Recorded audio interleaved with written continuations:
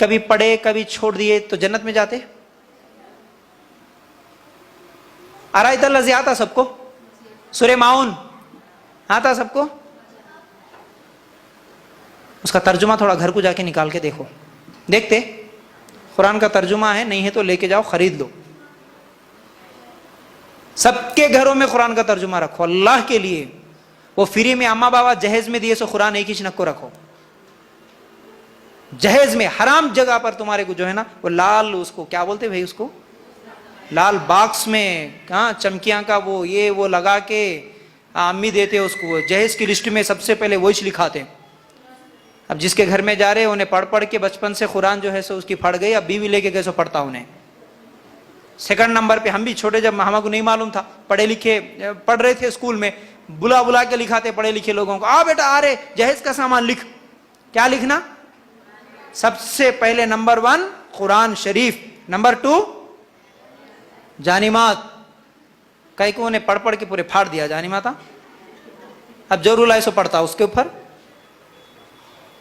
पलंग, अलमारी, चमचे, कटोरे, गिलासा सब लिखा के देते। हर बोलते हम ये तोहफा दिए, कहते तोहफा दिए तो कब तो भी लिख लेके देते। हमारे को गुस्सा है जब, फिर हमारा तोहफा हमारे को दे देना बोल के देते। बोलो जी, तो ये तोहफा कहां हुआ?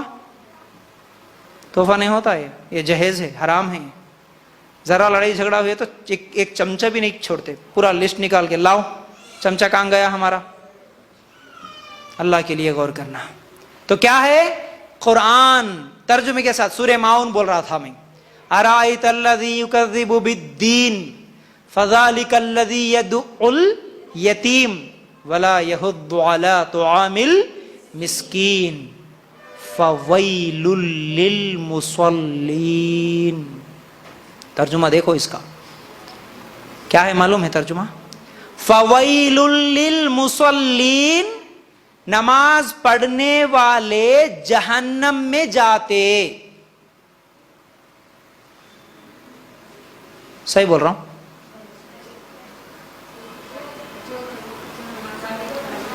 इस आयत का तर्जुमा यही है, नमाज पढ़ने वाले जहन्नम में जाते।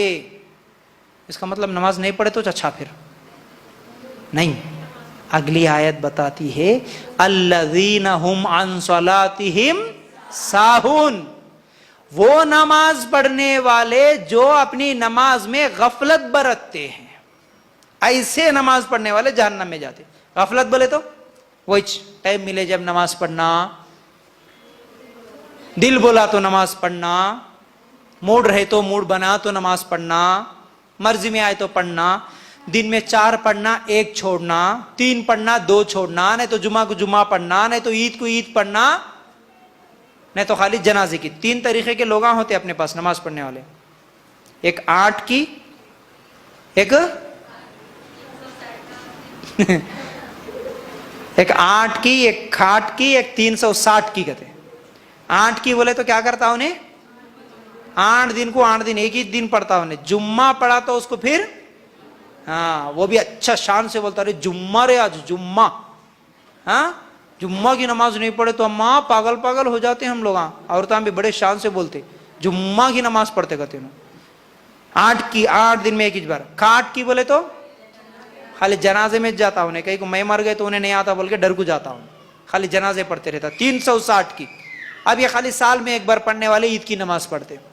ये सब भी जहन्नम में। और अक्सर दीनदार फजर की नमाज नहीं पढ़ते, बाकी 4 पढ़ लेते। कौन सा मुश्किल है हमारे लिए? फजर की नमाज बड़ी मुश्किल, वो हमसे नहीं होता, बाकी 4 पढ़ लेते। मुल साहब जन्नत में जाते? बोलो जी। तो फजर की नमाज छोड़ेंगे? आज के बाद फजर नहीं छोड़ेंगे इंशाअल्लाह। एक नमाज भी छोड़े जहन्नम में। शादियां में गए तो किसी की नमाज याद रहती? पढ़ लेके जाते, या तो पढ़ लेके जाना या तो आने के बाद पढ़ना। क्यों? फंक्शन हॉल में मारते कौन तो भी पढ़े तो। अच्छा मैं कब जाता हूँ वहां पर? नहीं, हाँ मैं भूल गया असल में, कई को नहीं पढ़ते फंक्शन हॉल में। अल्लाह के लिए गौर करना।